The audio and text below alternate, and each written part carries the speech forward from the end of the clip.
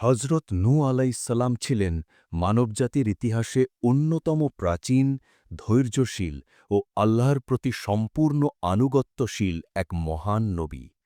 আদম আলাইসাল্লামের বহু প্রজন্ম পরে যখন পৃথিবীতে মানুষের সংখ্যা ধীরে ধীরে বৃদ্ধি পেতে থাকে, তখন মানুষের চিন্তা ও বিশ্বাসেও পরিবর্তন আসতে শুরু করে। প্রথম দিকে মানুষ আল্লাহ তালার একত্ববাদে বিশ্বাসী থাকলেও সময়ের সঙ্গে সঙ্গে তারা সঠিক পথ থেকে বিচ্যুত হয়ে পড়ে। সমাজে নৈতিক অবক্ষয়, ধর্মীয় বিভ্রান্তি এবং আল্লাহ বিমুখতার প্রবণতা ক্রমশ ছড়িয়ে পড়ে। মানুষ আল্লাহ তালার একত্ববাদ ভুলে গিয়ে শিরকের পথে ঝুঁকে পড়ে এবং নিজেদের হাতে গড়া মূর্তিকে উপাস্য হিসেবে মানতে শুরু করে। সত্য, ন্যায় ও নৈতিকতার স্থান দখল করে নেয় অন্যায়, জুলুম, অহংকার ও ভ্রান্ত বিশ্বাস। এই চরম ও অন্ধকারাচ্ছন্ন অবস্থার মধ্যেই আল্লাহ তাআলা হজরত নূহ আলাইসাল্লামকে তার জাতির জন্য নবী হিসেবে প্রেরণ করেন, যেন তিনি মানুষকে আবার তাওহীদের পথে ফিরিয়ে আনতে পারেন এবং আসন্ন ধ্বংসের হাত থেকে রক্ষা করতে পারেন। নূহ আলাইসাল্লাম ছিলেন অত্যন্ত ধৈর্যশীল, দৃঢ়চেতা ও আল্লাভীরু একজন মানুষ। তার চরিত্রে ছিল গভীর বিশ্বাস, বিনয়, সহনশীলতা এবং মানুষের প্রতি অপরিসীম মমতা। নবুয়ত লাভের পর তিনি কোনো প্রকার ভয় বা সংকোচ ছাড়াই তার দায়িত্ব পালন শুরু করেন। তিনি প্রথমেই তার কওমকে আল্লাহর একত্বের দিকে আহ্বান জানান এবং স্পষ্ট ভাষায় ঘোষণা করেন যে একমাত্র আল্লাহই ইবাদতের যোগ্য, তিনি ছাড়া কোনো উপাস্য নেই এবং আকাশ ও পৃথিবীর সকল ক্ষমতার মালিক একমাত্র তিনি। তিনি মানুষকে সতর্ক করে বলেন যে শির্ক একটি মারাত্মক পাপ, যা মানুষের দুনিয়া ও আখিরাত উভয়কেই ধ্বংসের দিকে ঠেলে দেয়। কিন্তু তার কওমের লোকেরা এই আহ্বান সহজে গ্রহণ করেনি। তারা বহু প্রজন্ম ধরে মূর্তি পূজার সঙ্গে অভ্যস্ত হয়ে পড়েছিল এবং নিজেদের বিশ্বাসকেই চূড়ান্ত সত্য মনে করত। তারা ওয়াদ, সুয়া, ইয়াগুস, ইয়াউক ও নাসর নামক মূর্তিগুলোকে পূজা করত এবং এগুলোকে আল্লাহর নৈকট্য লাভের মাধ্যম মনে করত। তারা যুক্তি দিত যে তাদের পূর্বপুরুষরাও এসব মূর্তির পূজা করত, তাই তারা এই পথ ছাড়তে প্রস্তুত নয়। নূহ আলাইসাল্লাম ধৈর্যের সঙ্গে তাদের বোঝাতে চেষ্টা করেন যে এসব মূর্তি নিজেরা কিছুই করতে পারে না এবং এগুলোর কোনো শক্তি বা ক্ষমতা নেই। নূহ আলাইসাল্লাম কখনো কোমল ভাষায়, কখনো যুক্তি দিয়ে এবং কখনো কঠোর সতর্কবার্তার মাধ্যমে মানুষকে সত্যের পথে আহ্বান জানাতে থাকেন। তিনি দিনরাত নিরলসভাবে দাওয়াত দেন, কখনো প্রকাশ্যী জনসমক্ষে, কখনো গোপনে ব্যক্তিগতভাবে মানুষকে আল্লাহর দিকে ডাকেন। তিনি ধনী, গরিব, ক্ষমতাবান, দুর্বল, নারী, পুরুষ সকলকে সমানভাবে আল্লাহর বাণী পৌঁছে দেন। তার দাওয়াতে ছিল আন্তরিকতা ও কল্যাণকামী মনোভাব। কিন্তু তার কওমের অধিকাংশ মানুষ তাকে উপহাস করে, তুচ্ছতাচ্ছিল্য করে এবং তার কথা শুনতে অস্বীকার করে। তারা বলত, নূহ তো আমাদেরই মতো একজন সাধারণ মানুষ, তার কোনো বিশেষ মর্যাদা নেই। তারা প্রশ্ন তুলত, যদি আল্লাহ কাউকে পাঠাতেন তবে নিশ্চয়ই ফেরেশতা পাঠাতেন। সমাজের প্রভাবশালী ও অহংকারী শ্রেণী সাধারণ মানুষকে নূহ আলাইসাল্লামের কথা শুনতে নিষেধ করত এবং বলত, যদি তারা তার অনুসরণ করে তবে সামাজিক মর্যাদা ও আর্থিক সুবিধা হারাবে। যারা ঈমান আনত তাদের দুর্বল, নির্বোধ এবং সমাজের নিম্ন শ্রেণীর মানুষ বলে অপমান করা হতো। এসব অপমান ও বাধা সত্ত্বেও নূহ আলাইসাল্লাম তার দায়িত্ব পালন থেকে এক মুহূর্তের জন্য পিছপা হননি। বছরের পর বছর, এমনকি শত শত বছর ধরে নূহ আলাইসাল্লাম তার কওমের মাঝে অবস্থান করে দাওয়াত দিতে থাকেন। কোরআনে উল্লেখ আছে যে তিনি ৯৫০ বছর পর্যন্ত তার জাতির মধ্যে দাওয়াতের কাজ করেন। এত দীর্ঘ সময় ধরে নিরলস প্রচেষ্টা চালিয়েও তিনি খুব অল্প সংখ্যক মানুষকে ঈমানের পথে আনতে সক্ষম হন।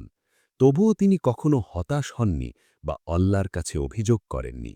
তিনি দৃঢ়ভাবে বিশ্বাস করতেন যে হেদায়েত দেওয়া একমাত্র আল্লাহ তাআলার কাজ এবং তার দায়িত্ব শুধু সত্যের বার্তা স্পষ্টভাবে পৌঁছে দেওয়া। নূহ আলাইসাল্লামের কওম শুধু তার দাওয়াত প্রত্যাখ্যান করেই ক্ষান্ত হয়নি, বরং তাকে প্রকাশ্যে অপমান, বিদ্রূপ ও হুমকি দিতে শুরু করে। তারা বলত, তুমি যদি এই আহ্বান বন্ধ না করো তবে আমরা তোমাকে দেশ থেকে বের করে দেব বা পাথর মেরে হত্যা করব। তারা তাকে পাগল ও মিথ্যাবাদী বলেও অপবাদ দিত। এই ভয়াবহ পরিস্থিতিতেও নূহ আলাইহিসসালাম আল্লাহর উপর পূর্ণ ভরসা রেখে তার দাওয়াত চালিয়ে যান। তার জীবন ধৈর্য, দৃঢ়তা ও আল্লাহর প্রতি অবিচল বিশ্বাসের এক উজ্জ্বল দৃষ্টান্ত হয়ে ওঠে। দীর্ঘ সময় পর নূহ আলাইহিসসালাম আল্লাহ তাআলার কাছে ফরিয়াদ জানান। তিনি বলেন, তার কওম সীমা অতিক্রম করেছে এবং এমন পর্যায়ে পৌঁছেছে যে তারা নিজেরা তো ঈমান আনছেই না, বরং ভবিষ্যৎ প্রজন্মকেও বিভ্রান্ত করবে। তখন আল্লাহ তাআলা ওহীর মাধ্যমে তাকে জানিয়ে দেন যে তার কওমের মধ্য থেকে আর কেউ ঈমান আনবে না।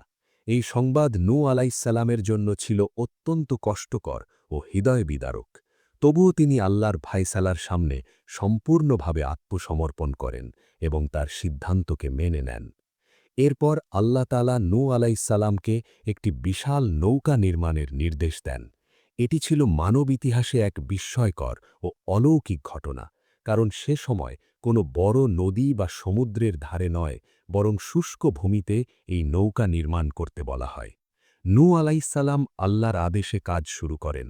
কাঠ কাটা, নৌকা তৈরি এবং প্রয়োজনীয় সব ব্যবস্থা তিনি নিজ হাতে সম্পন্ন করেন। তার কওম যখন তাকে এইভাবে নৌকা বানাতে দেখে, তখন তারা আরও বেশি উপহাস করতে থাকে এবং ব্যঙ্গ করে বলে, মরুভূমিতে জাহাজ বানিয়ে কি লাভ হবে? নূহ আলাইহিসসালাম শান্তভাবে তাদের জানিয়ে দেন যে আজ তারা তাকে নিয়ে হাসছে, কিন্তু শীঘ্রই এমন সময় আসবে যখন তারা নিজেরাই অনুতপ্ত হবে। তিনি আল্লাহর নির্দেশ অনুযায়ী নৌকা নির্মাণ শেষ করেন এবং প্রতিটি ঈমানদার মানুষ ও প্রত্যেক প্রাণীর এক জোড়া করে নৌকায় ওঠার ব্যবস্থা করেন। এটি ছিল আল্লাহ তাআলার এক সুদূর প্রসারী পরিকল্পনা, যাতে মহাপ্লাবনের পর পৃথিবীতে জীবনের ধারাবাহিকতা বজায় থাকে এবং মানবজাতি সম্পূর্ণরূপে বিলুপ্ত না হয়। নির্ধারিত সময় আসলে আকাশ থেকে প্রবল বৃষ্টি শুরু হয় এবং একই সঙ্গে ভূমি থেকেও প্রচণ্ডভাবে পানি বের হতে থাকে। অল্প সময়ের মধ্যেই চারদিকে শুধু পানি আর পানি ছড়িয়ে পড়ে। এই ভয়াবহ প্লাবনে নূহ আলাইহিসসালামের অবাধ্য কওম সম্পূর্ণরূপে ধ্বংস হয়ে যায়। পাহাড় সম উঁচু ঢেউ, ঘরবাড়ি, ক্ষেত খামার এবং মানুষের সব অহংকার গ্রাস করে নেয়। কিন্তু নূহ আলাইহিসসালামের নৌকা আল্লাহর হেফাজতে নিরাপদে ভেসে চলে। এই সময় নূহ আলাইহিসসালামের নিজের একজন ছেলে ঈমান আনেনি। পিতার আকুল আহ্বান সত্ত্বেও সে নৌকায় ওঠেনি এবং অহংকার করে বলেছিল যে পাহাড়ে উঠে সে নিজেকে রক্ষা করবে। কিন্তু আল্লাহর শাস্তির সামনে কোনো আশ্রয়ই কার্যকর হয়নি এবং সে ঢেউয়ের মধ্যে ডুবে যায়। এটি নূহ আলাইহিসসালামের জন্য ছিল গভীর বেদনা ও কঠিন পরীক্ষার মুহূর্ত।